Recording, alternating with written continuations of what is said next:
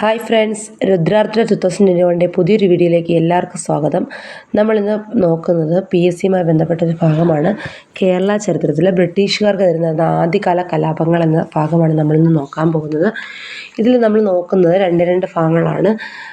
അഞ്ചുതെങ്ങ് കലാപവും ആറ്റിങ്ങൽ കലാപവും, അതോടൊപ്പം തന്നെ ചെറിയൊരു പാട്ട് പഴശ്ശി വിപ്ലവമാണ് നമ്മളിന്ന് നോക്കുന്നത്. അപ്പോൾ എല്ലാവരും എന്നോടൊപ്പം തന്നെ പഠിച്ചു പോവുക. നമുക്കിത് ഡേ 1 നമുക്കൊരു കുറച്ച് ദിവസങ്ങൾ കൊണ്ട് ആദ്യകാല കലാപങ്ങൾ എന്ന് പറയുന്ന ഭാഗവും അതുപോലെ നവോത്ഥാന നായകന്മാരുടെ കുറച്ച് ഭാഗങ്ങളും ഒക്കെ പഠിച്ചു പോകാം. ഓരോ ദിവസവും ഞാൻ തരുന്ന രീതിയിൽ നിങ്ങൾ കൂടെ പഠിച്ചു വരണം. ഓക്കെ, അപ്പോൾ ബ്രിട്ടീഷുകാർക്ക് നടന്ന ആദ്യകാല കലാപങ്ങളാണ്. അപ്പോൾ നമ്മൾ ഇന്നലെ സെലക്ട് ചെയ്തിരിക്കുന്നത് ടാലൻറ്റിൻ്റെ ബുക്കാണ് എടുത്തിരിക്കുന്നത്. അഞ്ചുതെങ്ങ് കലാപവും ആറ്റിങ്ങൽ കലാപവും തമ്മിലുള്ള വ്യത്യാസം നിങ്ങൾ മനസ്സിലാക്കണം. അഞ്ചുതെങ്ങ് കലാപം എന്ന് പറയുന്നത് 1697 ആറ്റിങ്ങൽ കലാപം എന്ന് പറയുന്നത് 1721 ഏപ്രിൽ 15 നടന്നത്. അഞ്ചുതെങ്ങ് കലാപം എന്ന് പറയുന്നത് ബ്രിട്ടീഷുകാർക്കെതിരെ നടന്ന ആദ്യ കലാപം ഏതാണെന്ന് PSC ചോദിച്ചാൽ അതിന് ഉത്തരം അഞ്ചുതെങ്ങ് കലാപവും. ബ്രിട്ടീഷുകാർക്കെതിരെ നടന്ന ആദ്യകാല സംഘടിത കലാപം ഏതാണെന്ന് ചോദിച്ചു കഴിഞ്ഞാൽ 1721 ഏപ്രിൽ 15 നടന്ന നമ്മുടെ ആറ്റിങ്ങൽ കലാപവുമാണ്. ഓക്കെ, അത് സെറ്റായാലോ എല്ലാവർക്കും? അഞ്ചുതെങ്ങ് കലാപത്തിൻ്റെ കാരണം കുരുമുളകിൻ്റെ വ്യാപാര കുത്തക ബ്രിട്ടീഷുകാർ സ്വന്തമാക്കിയതാണ്. ഓക്കെ, ഇംഗ്ലീഷ് ഈസ്റ്റ് ഇന്ത്യ കമ്പനിക്ക് വേണാട്ടിലുണ്ടായിരുന്ന ഏറ്റവും പ്രധാനപ്പെട്ട പണ്ടകശാലയാണ് അഞ്ചുതെങ്ങ്. പിന്നെ നമ്മൾ വ്യത്യാസം പറഞ്ഞു. ഇംഗ്ലീഷുകാർക്ക് നടന്ന ആദ്യത്തെ കലാപം ഏതാണെന്ന് ചോദിച്ചു കഴിഞ്ഞാൽ, കേരളത്തിൽ നടന്ന ആദ്യത്തെ കലാപം ഏതാണെന്ന് ചോദിച്ചു കഴിഞ്ഞാൽ അഞ്ചുതെങ്ങ് കലാപവും. സംഘടിത കലാപം ചോദിച്ചു കഴിഞ്ഞാൽ ആറ്റിങ്ങൽ കലാപവുമാണ്. PSCയുടെ ഒരു സ്ഥിരം ക്വസ്റ്റ്യൻ ആണ് കേട്ടോ. കേരളത്തിൽ ബ്രിട്ടീഷുകാർക്കെതിരെ നടന്ന ആദ്യകാല സംഘടിത പ്രക്ഷോഭം ആറ്റിങ്ങൽ കലാപം. ആറ്റിങ്ങൽ കലാപം നടന്ന വർഷം 1721 ഏപ്രിൽ 15. ആറ്റിങ്ങൽ കലാപത്തിൽ വധിക്കപ്പെട്ട പ്രധാന ബ്രിട്ടീഷ് ഉദ്യോഗസ്ഥൻ.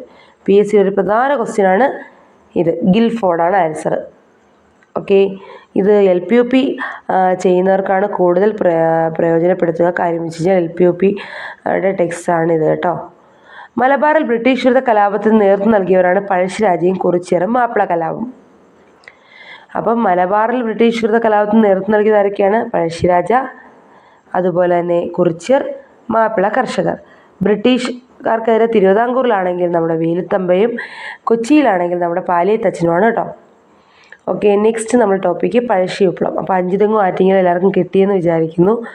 അടുത്ത് നമ്മുടെ പഴശ്ശി വിപ്ലവമാണ്. പഴശ്ശി വിപ്ലവം 2 കാലഘട്ടമായിട്ടുണ്ടായിരുന്നു. ഒന്നാം പഴശ്ശി വിപ്ലവം 1793 മുതൽ 97 വരെയും രണ്ടാം പഴശ്ശി വിപ്ലവം 1800 മുതൽ 1805 വരെയാണ് ഉണ്ടായിരുന്നത്. മലബാറിൽ ബ്രിട്ടീഷുകാർ നേരിട്ട ശക്തമായ സമരമാണ് എന്ത്? പഴശ്ശി വിപ്ലവം എന്ന് പറയുന്നത്. ബ്രിട്ടീഷുകാർ നടപ്പിലാക്കിയ തെറ്റായ നികുതി നയമാണ് ഇതിന് കാരണം. അതുപോലെ തന്നെ 2 കാരണങ്ങളുണ്ട്. എന്താ? കോട്ടയം പ്രദേശത്തെ നികുതി പിരിക്കാനുള്ള അവകാശം നിഷേധിച്ചതും അതുപോലെ വയനാട് പിടിച്ചെടുത്തതുമാണ് പഴശ്ശിരാജയെ ബ്രിട്ടീഷുകാർക്കെതിരെ തിരിയാൻ പ്രേരിപ്പിച്ചത്. പുരളിശമൻ എന്ന പേരിൽ അറിയപ്പെടുന്നത് പഴശ്ശിരാജയാണ്. പഴശ്ശിരാജയുടെ പ്രധാനപ്പെട്ട ഒരു സ്ഥലമായിരുന്നു, നമ്മൾ പറയുന്നത് രാജാവിൻ്റെ കേന്ദ്രമായിരുന്ന മലയാണ് പുരളിമല എന്ന് പറയുന്നത്. പുരളിമല ഇന്ന് സ്ഥിതി ചെയ്യുന്ന താലൂക്ക് തലശ്ശേരിയാണ്. താലൂക്ക് സ്ഥിതി ചെയ്യുന്നത് തലശ്ശേരിയിലാണ്. അതുപോലെ തന്നെ കേരള സിംഹം എന്നറിയപ്പെടുന്നത് പഴശ്ശിരാജയാണ്. ഈ പഴശ്ശിരാജയുടെ രാജവംശം കോട്ടയം രാജവംശമാണ്. അത് സ്ഥാപിച്ചത് ഹരിചന്ദ്ര പെരുമാളാണ് കേട്ടോ. ഈ പഴശ്ശിരാജ നമ്മുടെ ബ്രിട്ടീഷ് രേഖകളിൽ പൈച്ചി രാജയെന്നും കെട്ടിയോട്ട് രാജയെന്നും ഒക്കെ അറിയപ്പെടുന്നുണ്ട്. അപ്പോൾ കാലഘട്ടം മറക്കണ്ട. ഒന്നാം പഴശ്ശി വിപ്ലവം നടന്ന 1793-97, രണ്ടാം പഴശ്ശി വിപ്ലവം നടന്ന 1800-1805 കേട്ടോ. ഒന്നാം പഴശ്ശി വിപ്ലവത്തിൽ പഴശ്ശിരാജയെ സഹായിച്ച ആളുകളാണ് നായർ സമുദായങ്ങൾ, മാപ്പിളമാർ, ഗോത്ര ജനത എന്ന് പറയുന്നത്. അതുപോലെ എന്തിനാണ് ഒന്നാം പഴശ്ശി വിപ്ലവത്തിൽ നമ്മുടെ പ്രധാനപ്പെട്ട റീസൺ നമ്മൾ പറഞ്ഞല്ലോ, കോട്ടയം പ്രദേശത്ത് നികുതി പിരിക്കാനുള്ള അവകാശം കുറുമ്പനാട്ട് വീരവർമ്മയ്ക്ക് ബ്രിട്ടീഷുകാർ നൽകിയതാണ് പഴശ്ശിരാജയെ ബ്രിട്ടീഷുകാർക്കെതിരെ തിരിയാൻ പ്രേരിപ്പിച്ചത്. ഈ ഒന്നാം പഴശ്ശി വിപ്ലവം അവസാനിക്കാനായിട്ട് ഇടനിലക്കാരനായിട്ട് നിന്നത് നമ്മുടെ ചിറക്കൽ രാജാവാണ് കേട്ടോ. 1797 ചിറക്കൽ രാജാവാണ് ഇതിന് ഇടനിലക്കാരനായിട്ട് നിന്നത്. രണ്ടാം പഴശ്ശി വിപ്ലവം നടന്ന കാലഘട്ടം 800-805 മറന്നു പോകരുത്.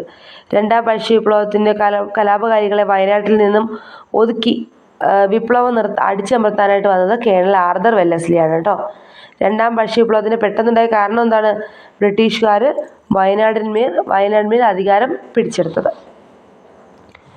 ബ്രിട്ടീഷുകാർക്കെതിരെ പൊരുതാൻ പഴശ്ശിരാജാവിനെ സഹായിച്ച ആദിവാസി വിഭാഗങ്ങൾ എപ്പോഴും ചോദിക്കുന്നതാണ് കുറിച്യരും കുറുമ്പരും. പഴശ്ശിരാജയുടെ പ്രധാനമന്ത്രിയാണ് കണ്ണവത്ത് ശങ്കരൻ നമ്പ്യാർ. പഴശ്ശിരാജയുടെ സർവ്വസൈന്യാധിപൻ കൈതേരി അമ്പു നായർ. എടച്ചനെ, കുങ്കൻ, തലയ്ക്കൽ ചന്തു എന്നിവർ ചേർന്ന് പനമരം കോട്ട പിടിച്ചെടുത്തത് 1802 തലയ്ക്കൽ ചന്തു സ്മാരകം സ്ഥിതി ചെയ്യുന്നത് പനമരമാണ് വയനാട്ടിൽ. പഴശ്ശി വിപ്ലവ സമയത്ത് മലബാറിലെ സബ് കളക്ടറാണ് തോമസ് ഹാർവേ ബാബർ. മറന്നുപോലെ കേട്ടോ, എപ്പോഴും ചോദിക്കുന്നതാണ്. പഴശ്ശി വിപ്ലവത്തെ അടിച്ചമർത്തിയ ബ്രിട്ടീഷ് സൈന്യാധിപൻ കേണൽ ആർതർ വെല്ലസ്ലിയാണ്. പഴശ്ശിരാജ മരണമടഞ്ഞത് 1805 നവംബർ 30. പഴശ്ശിരാജയുടെ സമാധി സ്ഥലം മാവിലാന്തോട് വയനാട്ടിലാണ് കേട്ടോ. ഇത്രയും കാര്യങ്ങളാണ് പഴശ്ശിരാജയെക്കുറിച്ച് പറയാനായിട്ടുള്ളത്. പഴശ്ശി കലാപകാലത്ത് തകർക്കപ്പെട്ട ഏഷ്യയിലെ തന്നെ ഏറ്റവും വലിയ കറുവത്തോട്ടമാണ് അഞ്ചരക്കണ്ടൈ എന്ന് പറയുന്നത് കേട്ടോ, മറന്നു പോകരുത്. അപ്പം പഴശ്ശി വിപ്ലവ സമയത്ത് മലബാറിലെ സബ് കളക്ടർ എപ്പോഴും ചോദിക്കുന്ന ചോദ്യമാണ് തോമസ് ഹാർവേ ബാബർ. പനമരം കോട്ട പിടിച്ചെടുത്തത് 1802 തലയ്ക്കൽ ചന്തു സ്മാരകം സ്ഥിതി ചെയ്യുന്ന പനമരത്താണ്. ഓക്കെ, അപ്പോൾ നമുക്ക് ഇത്രയും കാര്യങ്ങളാണ് നമ്മൾ ഇന്ന് ഡിസ്കസ് ചെയ്തത്. അഞ്ചുതെങ്ങ് കലാപവും ആറ്റിങ്ങൽ കലാപവും എൻ്റെ ആദ്യത്തെ ഒരു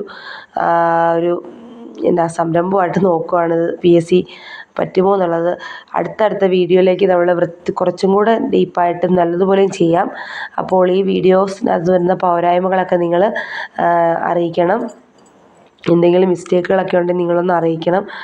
അപ്പോൾ വീണ്ടും ഒരു വീഡിയോയുമായി വരുന്നവരെ bye bye, see you, Tata.